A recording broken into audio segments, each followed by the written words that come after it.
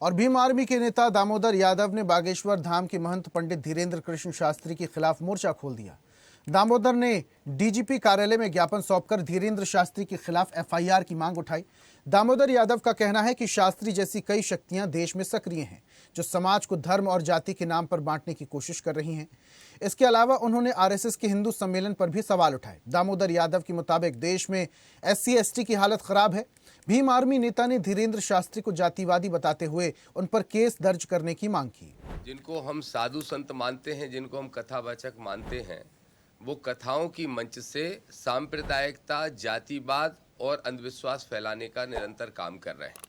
सत्ताधारी पार्टी के एजेंट बनके उसके एजेंडे को चलाने का काम कर रहे हैं। आपने देखा कि कल धीरेन्द्र शास्त्री ने एक बयान दिया, 2 दिन पहले कहते हैं कि जो वेद नहीं पढ़ेंगे वो नावेद और जावेद बनेंगे, और कल धीरेन्द्र शास्त्री कहते हैं कि तिरंगे में चांद देखने का सपना देख रहे हैं लोग। अगर तिरंगे में चांद आ गया तो ना बर्मा बचोगे, ना शर्मा बचोगे, ना कबीर बचोगे, ना फलाने बचोगे, ना ढिकाने बचोगे।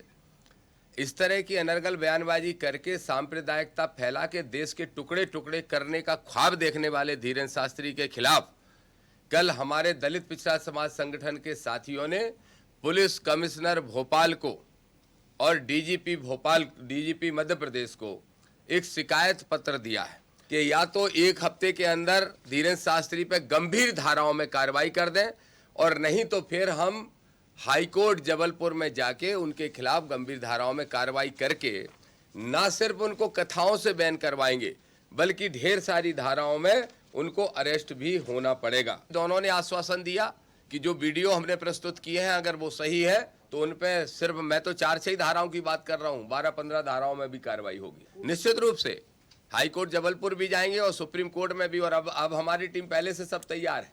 ये अभी जो आवेदन बन के आया वो भी कोर्ट के वकीलों ने बना के तैयार रखा है। हम एक प्रक्रिया का भर पालन कर रहे हैं, संवैधानिक लोग हैं, इसलिए पहले पुलिस के पास जा रहे हैं। पुलिस नहीं सुनेगी तो कोर्ट जाएंगे, लेकिन धीरेन्द्र शास्त्री को इनके लिए जेल जाना पड़ेगा। बिल्कुल ठीक नहीं है। मैं तो कई बार कह चुका हूँ, हमारे मित्र विधायक RD प्रजापति जी भी कह चुके हैं कि क्या कारण है। वो बमीठा थाना के अंतर्गत वो स्थान आता है, जरा पता करो कितने लोग गायब हैं वहां से, कितनी महिलाएं गायब हैं, कितनी रिपोर्ट्स डली हुई है वहां पे गुमशुदगी की।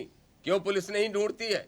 किसके संरक्षण में ये सब हो रहा है? धीरेन्द्र शास्त्री जिस जगह पे बैठे हैं उसके आसपास जहां हताएं कताएं करते हैं वहां पे कितनी जमीनें सरकारी दबा ली गई हैं, कितनी प्राइवेट दबा ली गई हैं। इन सब की जांच होना चाहिए। कर दें तो ठीक, नहीं तो अगले महीने जाऊंगा छतरपुर में 1 लाख लोगों की सभा करूंगा और वहीं धरने बैठ जाऊंगा।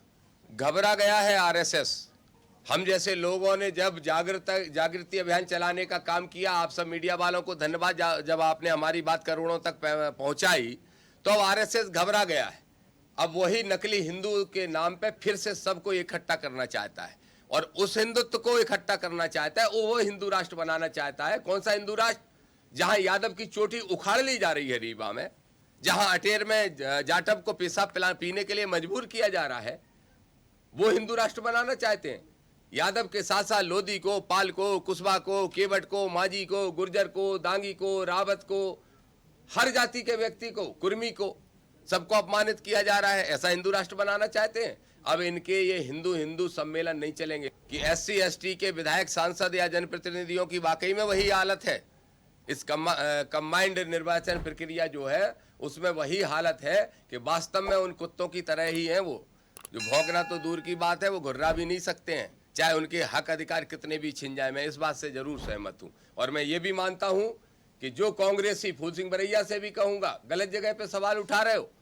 अगर इतनी ही पीड़ा में हो तो पूछो जीतू पटवारी से कि आज तक उनको पार्टी से क्यों नहीं निकाला गया, जो पार्टी के नेता बाबा साहब के विरोध में ज्ञापन देके ये मांग कर रहे हैं कि बाबा साहब से भारतीय संविधान का टैग हटाया जाए और भारत रत्न वापस लिया जाए। और ऐसी ही ताजा खबरों के लिए लाइक, फॉलो और यूट्यूब पर सब्सक्राइब कर बेल आइकन जरूर दबाइए, और हर अपडेट के लिए विजिट कीजिए स्वदेशलाइव.com।